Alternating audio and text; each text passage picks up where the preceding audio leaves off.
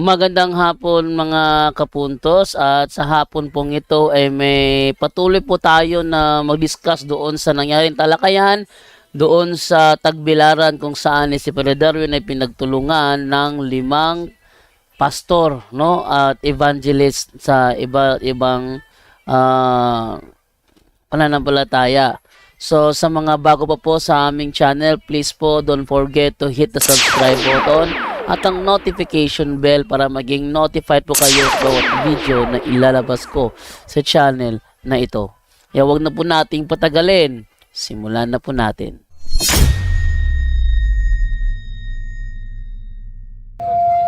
Onya, okay, ito paminawon si birthday ko sa imong tinuan man, paila. Ako rin si Brother Nico, ngayong gabi. Gamay, gamay. Bro, Ngayong gabi. atrasin ko Okay, na ito. ako pag-utata, Padre. Brother Padre, no? Ako rin. Atrasin gamay. Atrasin gamay ba? Baptist. Okay, Baptist. Oh, Baptist. Okay, Baptist. And then, okay. Okay, ang tema magun ninyo mahitungod sa purgatorio, Padre, di ba? Kung ako masayo. And then ay inyuhang di ba? Di ang tema so sa tema lang ko kay aron dali ta mahuman kay madugay ta kung daghan ta pangutana nga wala sa tema. Okay, ang tema nga Nay, sana be? kinahanglan sa usa ka tawo nga makasasala, di ba? Mao na itudlo. Kung ako masipyat, mao na itudlo ninyo. Di ba nga ang tema nga kinahanglan kung ang tao, siyempre ang tao makasasala ingon sa Roma 3:20 Gs, ingon sa inahisulat, walay matarong, wala bisan usa. Walay perpekto na to. Sumala sa Biblia ang bayad sa sala kamatayon. Okay, mao na klaro nga gitudlo sa Biblia. Now, sa inyo nga kung ang usa ka tawo, ang kalag sa tawo nga makasasala, kung mamatay siya, muagi siya sa purgatorio. Okay, kana purgatorio. Ang pangutana mao ni. Pangutana mao ni. Kung ang Biblia, kung ang tao nga usa ka makasasala nagtudlo nga ang Biblia nagtudlo nga moagi pa man isa sa purgatorio ang makasasala, ngano man ug unsay rason nganong ningnaog si Ginoong Hesukristo sa kalibutan pagbayad sa mga makasasala. Okay, narito ang kanyang katanungan. Ang sabi niya, kung tama pa yung aral ninyo sa purgatorio, na ang taong makasalanan pag namatay dadaan pa sa purgatorio. Ang tanong niya, ano daw ang dahilan kung bakit pumunta si Kristo sa sanlibutan upang iligtas ang ating mga kasalanan? Yun ang kanyang ano ang reason. Dadaan pa sa purgatorio, ba't siya naparito pa? Para iligtas tayo kung dadaan rin lang sa purgatorio. At ibakinggan ang sagot ni Father Darwin. Yan pangutana, niya, ganun mo agi pa man jud diha sa gitawag nga si Kristo ni naog naman. Aron ta maluwas. Di ba? Okay. Una, atong basahon una ang 1 Pedro 3. Doon na day lugar nga dili langit dili po. 1 Pedro 3:18 ito basahon, kay si Kristo namatay sa makausa lamang tungod sa atong mga sala, ang matarong alang sa mga dili matarong, aron pagdala kanato ngadto sa Dios. Gipatay siya ingon nga tawo, apan gibanhaw siya diha sa espiritu. Diha sa iyang espirituhanong kahimtang miadto siya og nagwali sa mga espiritu nga nabilanggo. So doon na day lugar nga gibilangguan sa mga espiritu. Mao kini mga espiritu sa mga tao nga misupil sa Dios samtang siya mapailubon nga naghulat kanina diha sa Ninuwe nga nahimong arka, walo lamang katawang na luwas nga misulod sa arka. So dinhi makaigsunan, doon na day lugar. Akong point ani doon na lugar nga dili langit, dili pod impyerno, bilangguan. Kung ito mo ini bilangguan, related ni sa kamatuoran nga dunay purgatorio. Kanang dunay bilangguan, kay hustisya ang Dios. Ya, kung doon na kay gamay sa, lisod man kaayo impyerno ka. Di ba? Ba, sa bro. Hustisya ang Diyos. Sa Lucas 12:46, Ang gagmay sala, gagmay sagsilot. Ang dagkog sala, dagko sagsilot. Sa impyerno, mo'y dagko nga sala, butanganan sa dagko nga sala, kay dagko magsilot. Nya ang Ginoo kay hustisya man. Kung ang lupong tagapayapa, kamao gani mohukom base sa hustisya, samot ng Dios kay ang Ginoo Dios sa hustisya.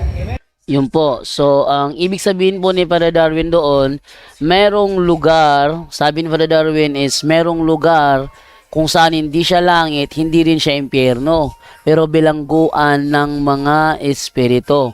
Yan ay nasa unang Pedro 3:18 hanggang 19 kung saan ang sabi dito, sapagkat si Kristo na walang kasalanan ay namatay ng minsan para sa inyo ng mga makasalanan, upang iharap kayo sa Diyos. Siya'y pinatay sa laman at muling binuhay sa Espiritu. Sa kalagayang ito, nagpunta siya at nangaral sa mga espiritong nakabilanggo. So dito, merong mga espiritong nakabilanggo. Ang sabi ng mga palusot ng mga sulpot dyan is yan daw ay tumutukoy daw sa mga buhay at bilanggo sa kasalanan. Mali. Yan ay espiritu ng mga taong panahon pa ni Noe. Eto, sabi dito sa 20, sila ang mga espiritong ayaw sumunod noong matyagang naghihintay ang Diyos ng panahon ni Noe habang ginagawa nito ang daong. Doon ay iilang tao, 8 lamang ang nakaligtas sa tubig. So dito, itong mga espiritong ito na nakabilanggo ito yung mga espiritu ng mga taong ayaw sumunod noong matyagang naghihintay ang Diyos ng panahon ni Noe. So hindi ito mga referalo sa mga espiritu na sabi nilang na mga sulpot na mga tao daw bilanggo sa kasalanan, mali yun. Hindi yan bilanggo sa kasalanan. Yan ay mga espiritu ng mga tao noong panahon ni Noe na ayaw sumunod sa Diyos. Sila ay nakabilanggo, pinuntahan ni Jesus. Ang tawag ng Katoliko dyan, purgatorio. At yan ay isang palatandaan na ang Diyos ay hustisya. Ya kung namatay ka gamay rin mong saing, makasud kag langit, nga di makakasud sa langit, kung dunay kay gamay sala, binadayag 21:7. Dili ka kasulod sa gingarian sa Dios. Kung dunay kay gamay nga sala, gamay nga bulig. So dunay ay butanganan sa gagmay nga sala. Dili dagko nga silot. So gagmay nga sala, gagmay sa silot. So kanang purgatorio alang na sa mga tao nga dunay mga sala nga dili pa pwede mo na purification. Ano sabi ni Father Darwin doon? Hindi makakapasok sa langit ang merong konting bahid ng kasalanan. Pahayag 21:27. Ngunit hindi makakapasok doon ng anumang bagay na marumi. Niyang mga gumagawa ng kasuklam-suklam, niyang mga sinungaling, ang mga tao lamang na ang pangalan ay nakasulat sa aklat ng buhay na iniingatan ng kordero ang makakapasok sa lungsod. Yan ay isang palatandaan na meron talagang hindi makapasok at yun ay merong konting bahid ng kasalanan. So, merong lugar kung saan ilalagay yung mga tao na merong maliliit na kasalanan. Ang tawag ng Katoliko doon, purgatorio. Ang lugar kung saan ilalagay ang mga tao na merong konting bahid ng kasalanan. Hinluan sila dito. Ug mao ni nahitabo sa mga espiritu nga nabilanggo. Sunod na ni mga espiritu nga nabilanggo. Ug tungod ni Kristo, manang santos ka misa, pag misa ka kay si Kristo man. Ug ningon man si Kristo brother, hinumdumi ako ninyo sa pagbuhat ninyo niini inyong gihandom unsa ito ganom ang akong kamatayon. Unsa may nakaluwas na to? Di ba katong pagpakamatay niya, pag-ula niya sa dugo? Therefore, ang Biblia very Catholic. Kaya diha sa pagpamisa na to, si Kristo nagpakamatay, gihandom na to ang kamatayon ni Kristo. So sa pamutanan niya, niani naman si Kristo ron pagtubos nato, nagpadayon pa ang paghalad sa iyang kaugalingon diha sa santos nga misa. So therefore, nagpadayon ang buhat sa kaluwasan, wala mohunong panahon ni Kristo. Nagpadayon karon ug sa umaabot. Ang sabi ni Father Darwin, doon lilinisin sila sa purgatorio. At yung pagliligtas, patuloy pa rin yun. Tuwing misa kasi, ginugunita natin ang kamatayan ni Kristo. At ang paggunita sa kamatayan ni Kristo ay isa sa mga bahagi ng kanyang pagliligtas sa atin. Kaya hanggang ngayon, patuloy pa ang pag-aalay ni Kristo ng kanyang katawan sa pamamagitan ng misa. Mayong gabi, balik ko na po. Dili kayo po kumbinsido sa tubag ni Mong Padre.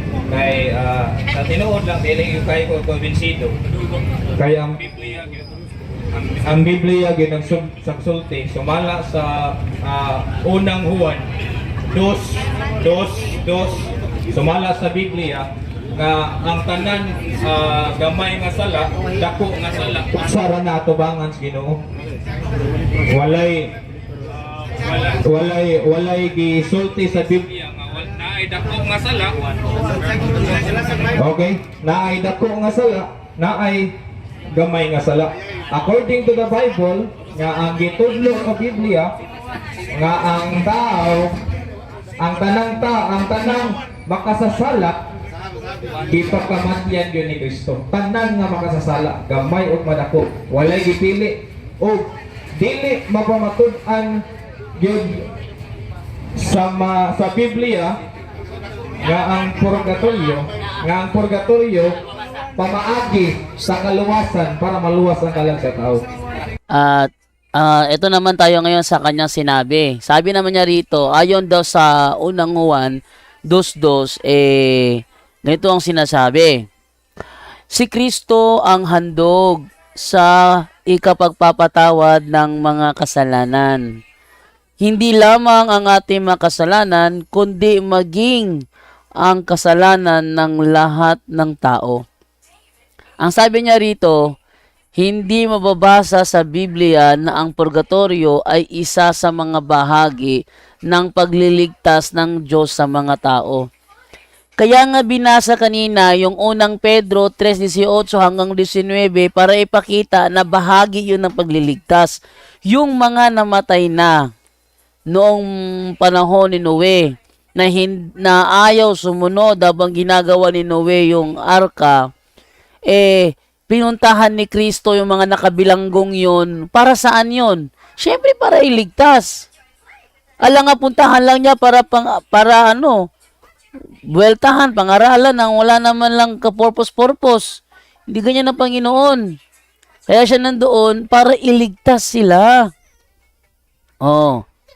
Sabi niya, di raw bahagi, binasa na nga kanina. Yan ang malaking problema nito. Dahil binasahan na ayaw pa rin maniwala. Kailangan natin talaga letra por letra. Maling paraan ng paggamit ng letra por letra. Hindi kailanman nagturo ang mga apostol ng letra por letra. Kung merong letra por letra, mas very good. Pero kung wala, it doesn't follow na hindi kailangan paniwalaan kasi walang nabasa letra por letra purgatorio. Hindi ganon. Napakamaling pananaw niya sa pag-aaral ng Biblia. Ang basahon, atong sundan siya. 1, 2, ayan gingon nga ang sala ko no, gamay ug dako parihara. O ayan, sa bahaging ito, medyo nagkakainitan na si Father Darwin at saka si Nico Torion dahil sinabi kasi ni Nico Torion na maliit na kasalanan o malaki pareho lang daw yun. Ayan gingon nga ang sala ko no, gamay ug dako parihara. Pareho lang daw. Yun ang sabi niya. Ano kaya ang sagot ni Father Darwin dito? Siya maong halad 1, 2, 2. Okay. Atong sundan siya. Okay. Siya mao ang halad aron mapasaylo ang atong mga sala. O dili lang ang atong ara kun dili ang mga sala usab sa tanang tao. So, dili wa pagingon nga way gamay ug dako nga sa. Ang tanang sala ba ni? Lagi. Ang tanang sala. Bug pasabot ini nya dako ug gamay pasayloon sa Ginoo. Wa mingon nya tanang sala parihara. Wa mingon dinhi ang tanang sa parihara. Wa lagi. Wa diri. Ang imong doktrina may wa diri. Unya ikaduha, atong basahon ang 1 Juan 5. Ato lang iditso. Ang iyang gigamit nga dis, ato lang gisundan ha. Kay maminaw man jud ta. Una ta mo magtubag, isukit ta mo ribat ka without listening. Yan. Dito sa parting ito, medyo kabado na siya kasi nung binasa ni Padre Darwin yung unang Juan 2:2, walang sinasabi doon na yung maliit at malaking kasalanan pareho lang. Wala doon. Ngayon, itutuloy ni Padre ang pagbabasa sa unang Juan 5. Eto na siya. Parang nag-uumigting na. Mukhang nag-uumigting na siya. Mayroon siyang tinatago sa mga tao. Meron siyang inililihim. Ngayon, ilalabas na ni Padre Darwin ang kanyang pagkakamali. Panoorin natin. So yung teksto nga 1 Juan 2:2, wa maghisgot dito nga pariha ang tanang sa. Pero pariha nga pasayloon sa Ginoo, manay context sa imong gitutlo. Pero wa magingon dito nga dili way sa nga gamay, way sa nga dako, wa gingon dito. Nakaron sa 16. Juan mo gat bunay mo no. Ato dito lang sa 1 Juan 5:16. Kung may makakita sa iyang isig magtutuo nga nakasala, apan sala na dili mo sangpot sa kamatayon. Kinahanglan mag-ampo siya sa Dios. Hatagan sa Dios o kinabuhi ang maong magtutuo. Kinianang lamang nitong naghimog sala nga dili ikamatay. Apa dunay sala nga mosampot kayod sa kamatayon. O dili kinahanglan nga mag-ampo pa kita kanila. Sa to pa dunay sala nga makamatay. Doon na po'y sala nga dili mosampot sa kamatayon. O may dili nga ang tanang sala patay jud na. Mosampot jud sa kamatayon. O sa may meaning ini? Dunay sala, ang interpretation sa Katoliko ani, dunay venial sins, dunay mortal sins. Katong mortal sins, bro, mo to'y mo sangpot sa kamatayon. Katong mga gagmay sa, mo to'y di mo sangpot sa kamatayon. So therefore, ang teksto nga akong ibasa, nagpamatuod nga dili pareha ang sala sa matag usa nato. So contrary kini sa imong gihimo nga ang tanang sala pareha ra. Eto ngayon, binasa ni Padre Darwin yung sa unang Juan 5:16 at ipinakita niya doon na merong kasalanan na ikamamatay at merong kasalanan na hindi ikamamatay. Yung kasalanan na hindi ikamamatay, pwede mong ipagdasal. Pwede yung kasalanan na ikamamatay, wag mo nang ipagdasal yon, no? Pero sa unang Juan 2:2, pareho silang mapapatawad ng Diyos. At ang context ng Catholic doon sa kasalanan na hindi ikamamatay, venial sin. At yung kasalanan naman na ikamamatay, mortal sin. So, yung talatang binigay ni Nico Torion, hindi tumugma sa kanyang paliwanag. Bagkus, yung kanyang paliwanag, contradiction pa sa sinasabi sa unang Juan 5:16. Atong sinasabi, kung makita nino man na ang kanyang kapatid ay gumagawa ng kasalanang hindi hahantong sa kamatayan. So, merong kasalanan na hindi humahantong sa kamatayan. No? Ipanalangin niya ang kapatid na yon sa Diyos na magbibigay sa taong yon ng bagong buhay. So, merong kasalanan na hindi hahantong sa kamatayan. Ito pa, ito'y para sa mga kapatid na ang kasalanan ay hindi humahantong sa kamatayan. May kasalanang hahantong sa kamatayan. So, sa talatang ito, merong dalawang uri ng kasalanan. Ha? May dalawang uri ng kasalanan. Yung kasalanang hahantong sa kamatayan at yung kasalanang hindi hahantong sa kamatayan. At ang sabi, hindi ko sinasabing idalangin ninyo ang sino mang gumagawa nito. Ating basahin yan sa Revised Standard Version, ganito ang ating mababasa. If anyone sees his brother committing what is not a mortal sin. Merong mortal sin, merong hindi mortal sin. Yung hindi mortal sin, ang tawag ng Katoliko doon, venial sin.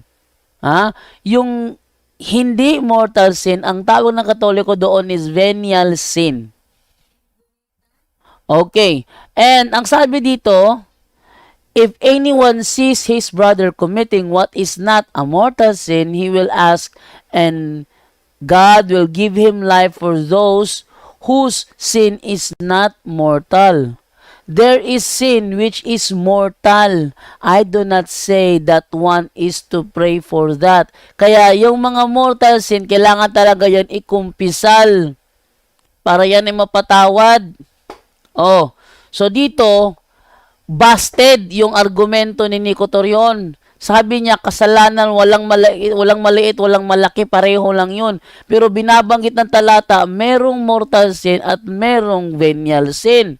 So, bagsak. Bagsak ang argumento. Busted na busted si Nico Torion dito. Tuloy natin ang video. Okay, ako ba ko sulti patri. Unang huwan, tinuod na naay sala nga dili makapatay sa tao. Unsa klase nga sala? Kana makasala kasi mo kasi isig ka tao. Pwede ka. Buot ka pasabot, matay na kadayon na. Pero ang atong isgutan ng God, kamatayon, kana kamatayon sa ato ang kalang padulungan. Wala man sa mag-isgot o ganang kay siyempre purgatorio. So kamatayon automatically ang iyong pasabot kamatayon yun nga sala. Nako, malaking problema to ni Nico. Pilit yatang tinatakpan ng pagkabasted niya. Sumasang-ayon pala siya na merong kasalanan na hindi ka mamatay.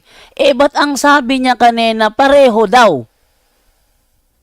Tapos sabi niya ngayon, ang pinag-uusapan natin dito, yung kasalanang nakamamatay. Yung talagang patay. Ano ba naman tong taong to? Sabi niya kanina, pareho daw. O ngayon, nabasahan siya na hindi magkapareho, sumasang-ayon pala siya doon na meron talagang ganun. Ba't sa mo sinabi kanina na wala? Oh, nahuli ang pagsisinungaling at ngayon lulusot pa. Pero pakinggan natin si Padre Darwin kung paano niya sagutin ang panibagong aligasyon na ito ni Nico Torion. Salamat kay bro. Nalagay clarification. Sakto ba ning gingon ni San Juan nga dili pareha ang sala? Dunay sala nga dili mo resulta kamatayon.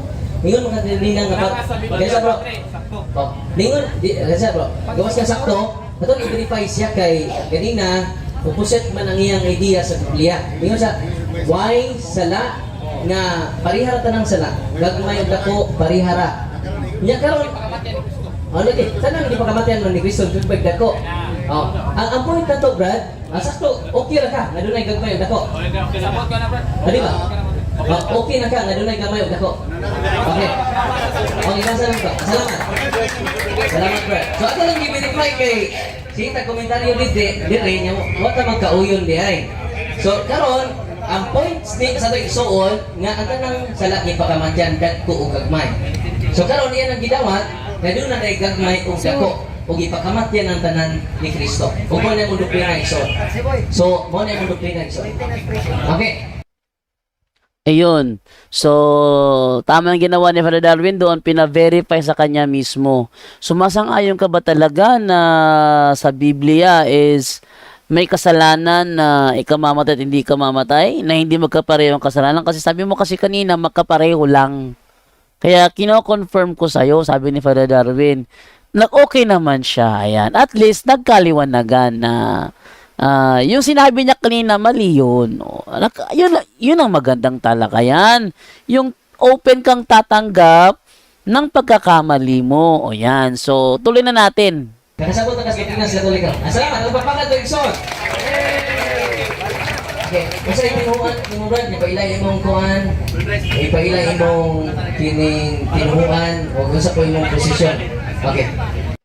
Ayan, so hanggang dun lang pala ang video natin with Nico Torion, isang member ng Baptist Church. At ngayon, yung sumunod na naman ay si Darwin Butlay. No?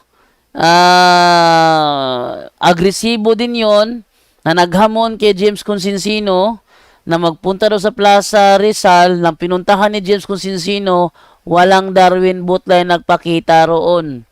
At yung Darwin Butlay na yan, ang aking binanatan doon sa programa ni Eugene Gapo. Ayun.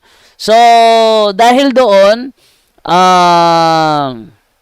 napag-alaman na yung kanya palang yung sa talakayan namin ni Eugene Gapo ni Darwin Buti sa programa ni Eugene Gapo, napag-alaman doon na ang kanyang certificate pala is galing lang pala sa sa internet. Oh.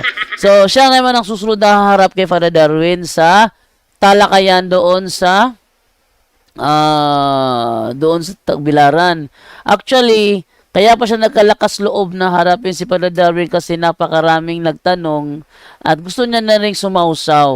Di pagbigyan na lang natin. So yan ang ating abangan sa susunod po na programa ng ating Straight to the Point. Kaya sa lahat ng mga nandyan ngayon, paki-subscribe po ang ating channel, no? JDTV Straight to the Point at ang Punto por Punto by Father Darwin Gitgano. Ito po si John Doe Alabado, nasasabi po sa inyo, pagkatotohanan ang kailangan nating tuklasin. Kailangan ng mga argumento at mga reasoning is straight to the point. Paalam po.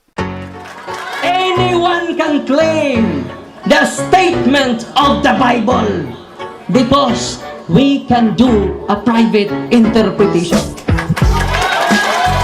Kining ako mga kaigsunan nga gipabarog nga usa ka haligi nganong matuod ang simbahan tungod kay gitukod ni Kristo. Dili tungod sa pagkamabasa, dili tungod sa karakter, dili tungod sa ngan, usara ang haligi nga kung gipabarog nganong nahimong tinuod ang simbahang Katoliko, way laing rason tinukod sa atong Ginoong Hesukristo. Talakayan to, hindi bara-bara, katotohanan lang walang palusot. Para sa mesa ng usapan, di kami nag-aaway. Puro talakayan, hindi banggayan ng patay malisay. Aral hinahimay, parang beats na nire-replay. Truth ang target namin, hindi hypo display. Bawat teksto sinisilip, context yan di pwedeng ipinipilit. Doctrine na solid, hindi fake, hindi boses ng Diyos, di namin gustong i-credit.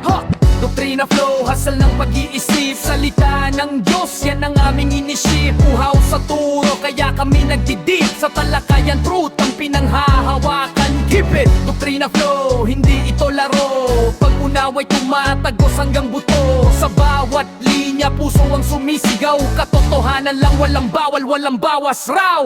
May tanong, sige lapag mo, let's go. Di kami takot sa debate na may respeto. Espiritu ang guide, parang beat na smooth ang tempo. Pag may liwanag, lahat ng shadow nagme-medo. Hindi kami nagmamarunong nag-aaral lang. Pag may gap sa mind, Diyos ang pumuno niyan. Ang Iglesia ng Diyos mula Espanya papuntang Pilipinas. Dapat malinaw yan. Hindi kompetisyon, hindi kami nagrarime para lang manalo. Puso ang puhunan, hindi bara-bara ang palo. Truth ang goal, yan ang tunay na trono. Doktrina flow, hasal ng pag-iisip, salita ng Diyos, yan ang aming inisip. Uhaw sa turo, kaya kami nagdidip sa talakayan, truth ang pinanghahahakan. Keep it, doktrina flow, hanggang dulo go. Liwanag ang bit-bit, hindi ego. Sa doktrinal na usapang totoo, The pillar and foundation of the kami ang truth bida. is the church, and the Catholic Church is the church founded by Jesus Christ. Then, asay inyong pilion.